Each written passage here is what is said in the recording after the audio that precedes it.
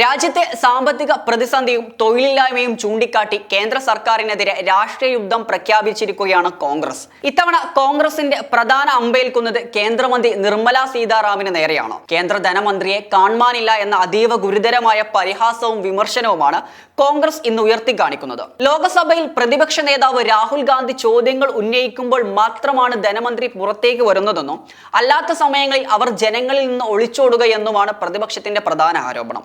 നരേന്ദ്രമോദി സർക്കാരിന്റെ പാളിയ സാമ്പത്തിക നയങ്ങളാണ് രാജ്യത്തെ സമ്പദ് വ്യവസ്ഥയെ തകർത്തതെന്ന് കോൺഗ്രസ് വക്താവ് പവൻ ഖേര വാർത്താ സമ്മേളനത്തിൽ തുറന്നടിച്ചു. രാജ്യത്ത് വരാനിരിക്കുന്നത് ശക്തമായ ഒരു സാമ്പത്തിക പ്രതിസന്ധിയാണെന്നും ഭരണമാറ്റമില്ലാതെ വിലക്കയറ്റം നിയന്ത്രിക്കാനാകില്ല എന്നും രാഹുൽ ഗാന്ധിയുടെ മുന്നറിയിപ്പിന് പിന്നാലെയാണ് ഡൽഹിയിൽ ഈ രാഷ്ട്രീയ പോര് മുറുകുന്നത്. കേന്ദ്രത്തിന്റെ സാമ്പത്തിക നയങ്ങൾ സാധാരണക്കാർക്ക് വേണ്ടിയുള്ളതല്ല എന്നും അംബാനിമാർക്കും അദാനിമാർക്കും വേണ്ടിയുള്ളതാണെന്നുമാണ് കഴിഞ്ഞ ദിവസം നിർമ്മല സീതാറാമിനെതിരെ അവർ വിമർശിച്ചത്. ഇതിന് കൃത്യമായ കണക്കുകൾ നിരത്തിയാണ് കോൺഗ്രസ് എണ്ണി പറയുന്നത്. വെറും സോഷ്യൽ മീഡിയ പോസ്റ്റുകളിൽ മാത്രം ഒതുങ്ങുന്ന ഒന്നല്ല എന്നും ധനമന്ത്രി ജനങ്ങളുടെ യാഥാർത്ഥ്യ പ്രശ്നങ്ങളിൽ നിന്ന് ഒളിച്ചോടുക എന്നുമാണ് കോൺഗ്രസ് ഇതിനെ കുറ്റപ്പെടുത്തുന്നത്. ലക്ഷപതി ദീദിമാരെ കുറിച്ച് വലിയ വായിൽ സംസാരിക്കുന്ന ധനമന്ത്രി രാജ്യത്ത് കോടിക്കണക്കിന് സാധാരണക്കാരായ സ്ത്രീകൾക്ക് മുന്നിൽ ഇന്ന് കാണാതായ ദീദിയായി മാറിയിരിക്കുന്നു എന്നും പവൻ രേഖ പരിഹസിക്കുന്നുണ്ട്. വെറും അവകാശവാദങ്ങൾക്കപ്പുറം കേന്ദ്ര പദ്ധതികളുടെ പൊള്ളത്തരങ്ങൾ തുറന്നു കാട്ടുന്ന ഞെട്ടിക്കുന്ന കണക്കുകളാണ് പ്രതിപക്ഷം ഇപ്പോൾ പുറത്തുവിട്ടിരിക്കുന്നത്. കേന്ദ്ര സർക്കാർ അഭിമാനത്തോടെ പറയുന്ന വികസന പദ്ധതികളുടെ യഥാർത്ഥ അവസ്ഥ എന്താണ്? ധനമന്ത്രി അവകാശപ്പെടുന്ന 58 കോടി ജൻധൻ അക്കൗണ്ടുകളിലും 15 കോടിയും, അതായത് അതിന്റെ 26% അക്കൗണ്ടുകളും നിലവിൽ പൂർണ്ണമായും നിർജീവമാണ്. ഈ അക്കൗണ്ടുകളിൽ 62% വെറും 1000 രൂപയിൽ താഴെ മാത്രമാണ് നീക്കിയിരിപ്പുള്ളത്. ഇതാണോ കേന്ദ്രം പറയുന്ന സാമ്പത്തിക വിപ്ലവം എന്ന് കോൺഗ്രസ് ചോദിക്കുന്നുമുണ്ട്. അതുപോലെ തന്നെ ചെറുകിട സംരംഭകർക്കായിട്ടുള്ള മുദ്ര യോജന പദ്ധതിക്ക് കീഴിലുള്ള നിഷ്ക്രിയ ആസ്തി അഥവാ NPA 10% കടന്ന് കുതിക്കുകയാണ്. ഇതിലൊന്നും യാതൊരു സുതാര്യതവുമില്ല.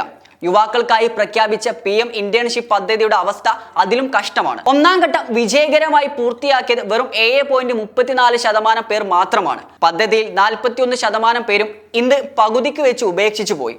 ബജറ്റ് വിഹിതത്തിന്റെ 0.6% മാത്രമാണ് ഈ പദ്ധതിക്കായി കേന്ദ്രം ചെലവഴിച്ചതെന്നും കോൺഗ്രസ് വക്താവ് വ്യക്തമാക്കുന്നു. കഴിഞ്ഞ 12 വർഷത്തെ മോദി ഭരണത്തിനിടയിൽ രാജ്യത്തെ സാധാരണക്കാരന്റെ നടുവൊടിച്ച അവസ്ഥയിലാണ് ഇന്ധന വിലയുണ്ടായത്. പെട്രോൾ വിലയിൽ 38%, ഡീസൽ വിലയിൽ 66% വർധനവാണ് രേഖപ്പെടുത്തിയിരിക്കുന്നത്. ഇതിലും ഭീകരമാണ് പാചകവാതത്തിന്റെ അവസ്ഥ. 2014 UPA സർക്കാരിന്റെ കാലത്ത് വെറും 414 രൂപയായിരുന്ന LPG സിലിണ്ടറിന്റെ വില ഇന്ന് 121% വർദ്ധിച്ച് 915 അപ്പുറമായി എത്തി നിൽക്കുന്നു. വീട് ബജറ്റുകളും തകിടം പറഞ്ഞിട്ടും കേന്ദ്രത്തിന് യാതൊരു കുലുക്കവുമില്ല.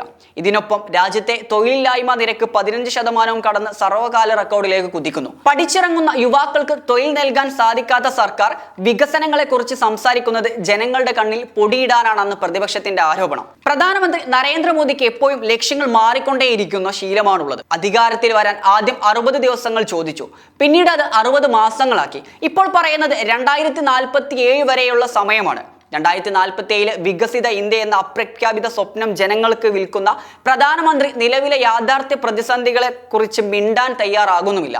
രാജ്യത്തെ സാമ്പത്തിക അടിത്തറ ഇളകുന്നതിന്റെ സൂചനകളാണ് ഇപ്പോൾ പുറത്തു വന്നുകൊണ്ടിരിക്കുന്നത്. 2 മാസത്തിനിടെ രാജ്യത്തെ വിദേശ നാണയശേഖരത്തിൽ $38 ബില്യൺ വൻ കുറവുണ്ടായിട്ടുണ്ട്. അമേരിക്കയുടെ വ്യാപാര കരാർ കാരണം ഇന്ത്യയിലെ വ്യാപാര മിച്ചം $9 മില്യൺ ഇടിഞ്ഞിട്ടുമുണ്ട്. ഇതിനെല്ലാം പുറമെ സമീപ മാസങ്ങളിൽ മാത്രം 2 ലക്ഷം കോടി രൂപയുടെ വിദേശ നിക്ഷേപമാണ് ഇന്ത്യൻ വിപണിയിൽ നിന്ന് വിദേശ കമ്പനികൾ പിൻവലിച്ചത്. രാജ്യം കടുത്ത സാമ്പത്തിക പ്രതിസന്ധിയിലേക്ക് നീങ്ങുമ്പോൾ മറുപടി പറയാതെ ഒളിച്ചു കളിക്കുകയാണ് ധനമന്ത്രിയും കേന്ദ്ര സർക്കാരും.